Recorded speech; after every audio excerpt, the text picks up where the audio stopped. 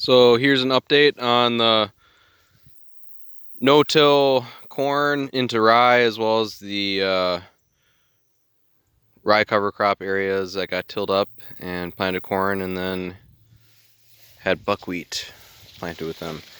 This is one of the best areas of the no-till corn. It had as with soybeans, but much less. The corn needs a head start. So you need some pretty good cover crop of rye that's controlling weeds. And this field and all my fields this year, because I didn't judge it very good, have good spots and extremely bad spots. And the bad spots all depend on weed control from the rye cover crop.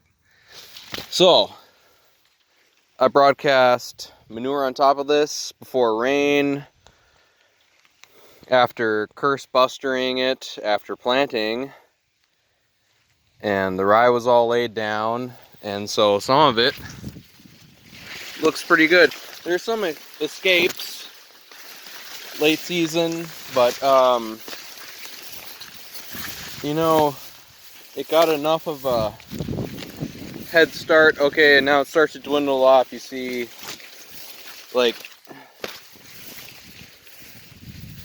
okay, yeah, exactly.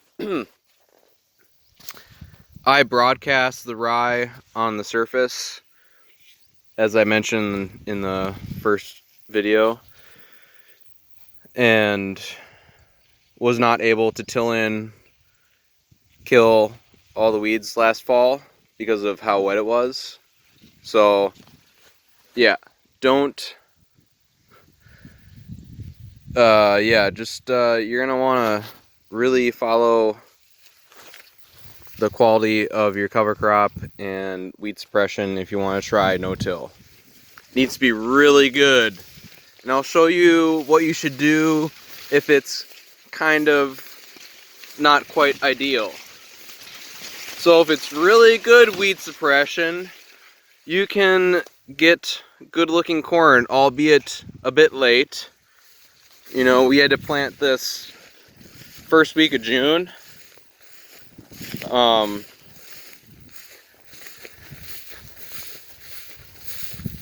You have to wait for the rye to start pollinating to crimp it down. Like I said, I did that with a curse buster. It has what's called a Phillips harrow on the back, and it's got these knife teeth things up front to loosen the ground, and then this harrow that you can use to smash the rye. Works pretty good.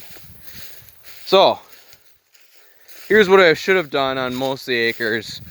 Kind of till it up. If you're trying to reduce your tillage, your organic, this might be an option, especially if you're too far north to do the corn into rye or corn into vetch. I mean, I'm way too far north to do vetch, so that's why I do rye, but it has good weed control, so sometimes. Anyways, this looks pretty good to me. It's a lot of it's a darker green, and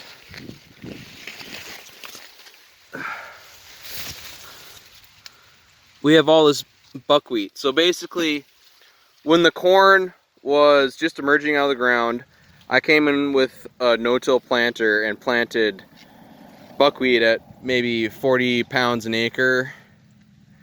Not sure. It wasn't very high though.